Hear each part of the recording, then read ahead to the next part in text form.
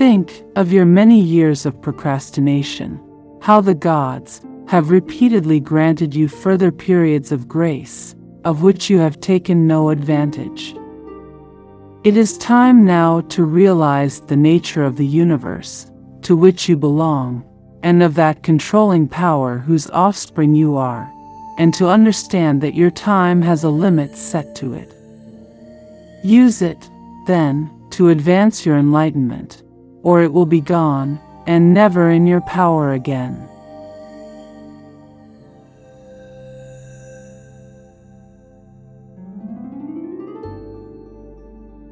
When people injure you, ask yourself what good or harm they thought would come of it. If you understand that, you'll feel sympathy rather than outrage or anger. Your sense of good and evil may be the same as theirs, or near it, in which case you have to excuse them. Or your sense of good and evil may differ from theirs, in which case they're misguided and deserve your compassion. Is that so hard?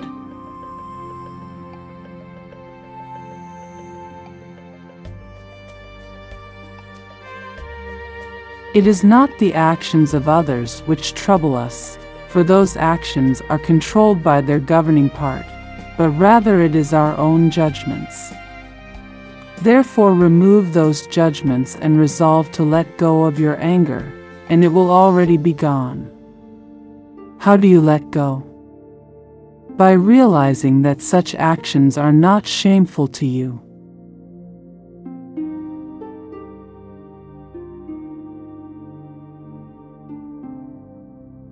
How ridiculous and unrealistic is the man who is astonished at anything that happens in life.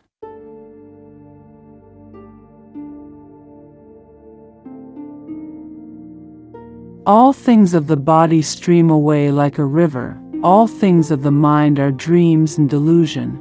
Life is warfare, and a visit to a strange land. The only lasting fame is oblivion.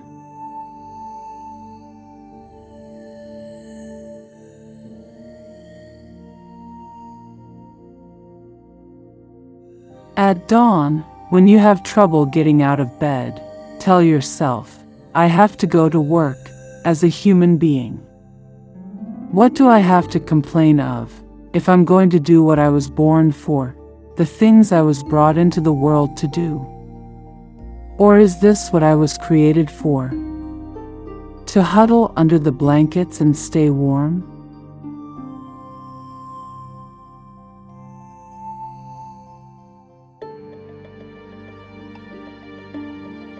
All things fade and quickly turn to myth.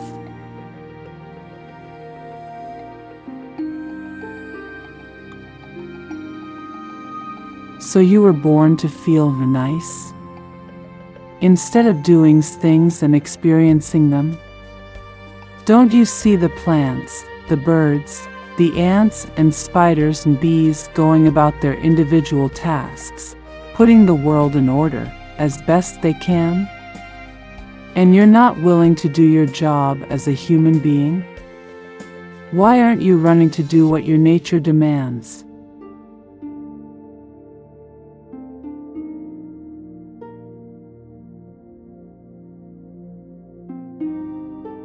In the life of a man, his time is but a moment, his being an incessant flux, his sense a dim rushlight, his body a prey of worms, his soul an unquiet eddy, his fortune dark, his fame doubtful.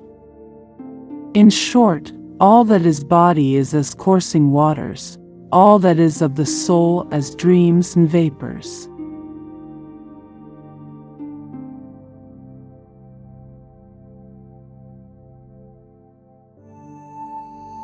If someone is able to show me that what I think or do is not right, I will happily change, for I seek the truth, by which no one was ever truly harmed.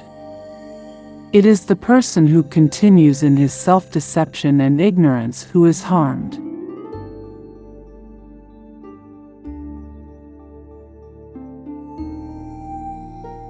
It is not death that a man should fear, but he should fear never beginning to live.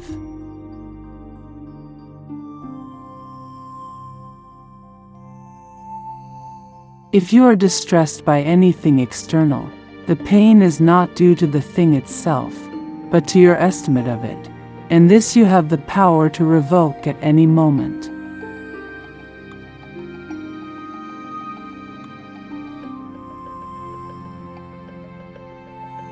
You always own the option of having no opinion.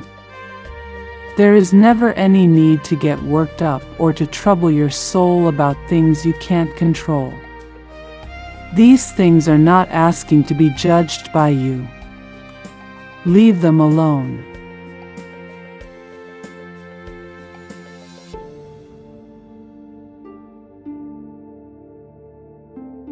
Think of yourself as dead.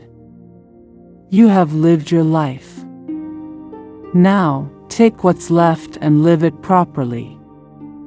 What doesn't transmit light creates its own darkness.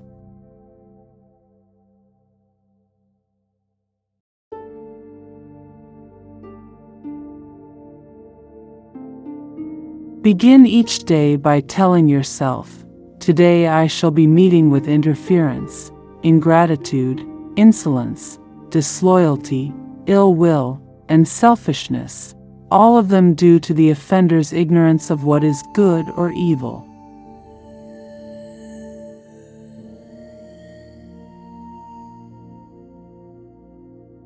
How much time he gains who does not look to see what his neighbor says or does or thinks, but only at what he does himself, to make it just and holy.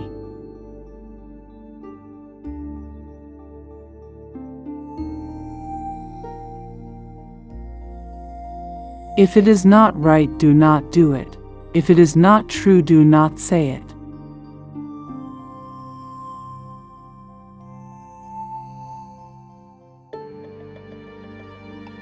Never let the future disturb you. You will meet it, if you have to, with the same weapons of reason which today arm you against the present.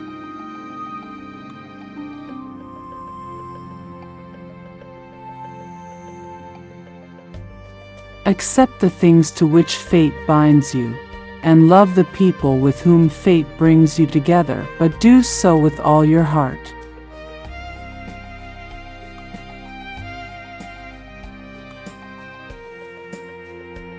I have often wondered how it is that every man loves himself more than all the rest of men, but yet sets less value on his own opinion of himself than on the opinion of others.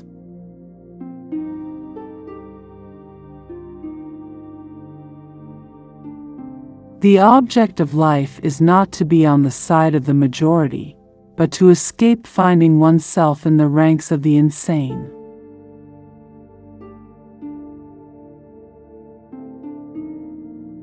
Whenever you are about to find fault with someone, ask yourself the following question: what fault of mine most nearly resembles the one I am about to criticize?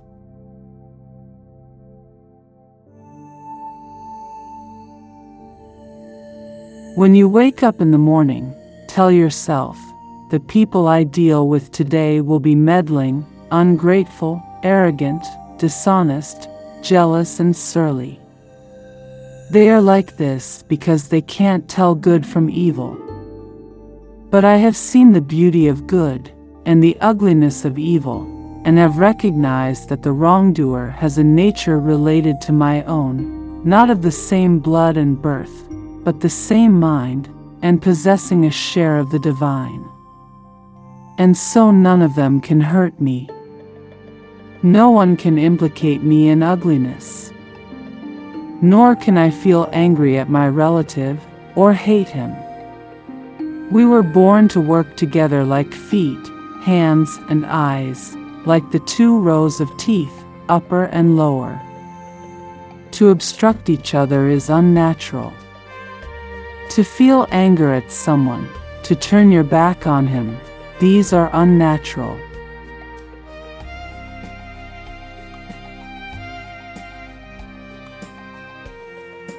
Reject your sense of injury, and the injury itself disappears.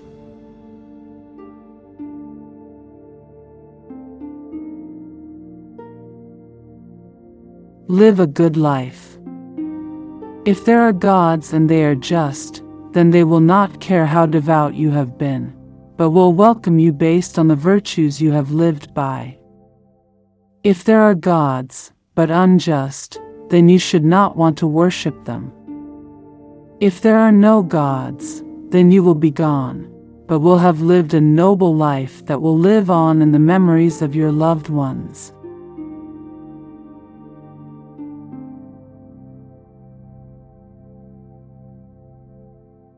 Do not act as if you were going to live 10,000 years. Death hangs over you. While you live, while it is in your power, be good.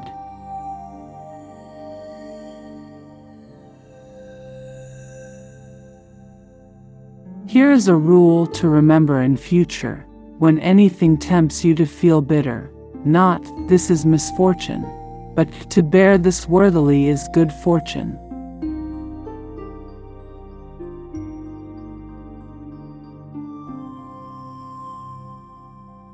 Do every act of your life as though it were the very last act of your life.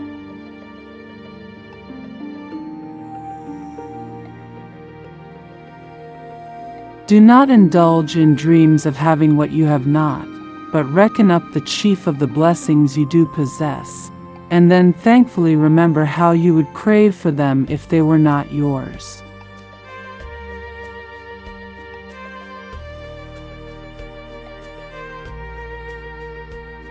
Look back over the past, with its changing empires that rose and fell, and you can foresee the future too.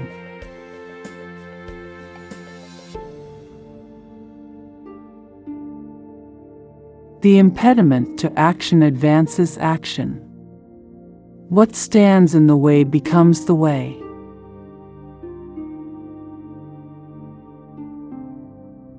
Casting aside other things, hold to the precious few, and besides bear in mind that every man lives only the present, which is an indivisible point, and that all the rest of his life is either past or is uncertain. Brief is man's life and small the nook of the earth where he lives. Brief, too, is the longest posthumous fame, buoyed only by a succession of poor human beings who will very soon die and who know little of themselves, much less of someone who died long ago.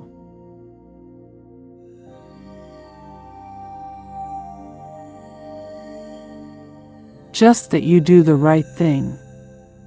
The rest doesn't matter.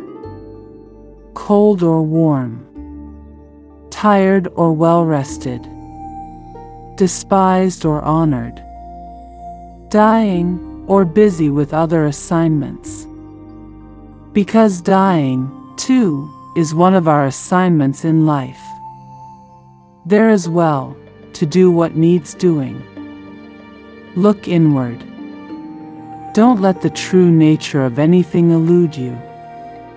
Before long, all existing things will be transformed, to rise like smoke, assuming all things become one, or be dispersed in fragments, to move from one unselfish act to another with God in mind. Only there, delight and stillness, when jarred, unavoidably, by circumstances, revert at once to yourself, and don't lose the rhythm more than you can help. You'll have a better grasp of the harmony if you keep going back to it.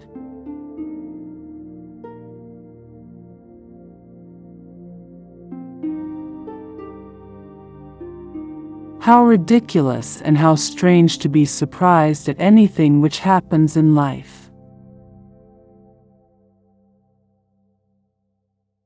Life is neither good or evil, but only a place for good and evil. The things you think about determine the quality of your mind. Thank you for listening. We update regularly, so do subscribe to our channel and like the video.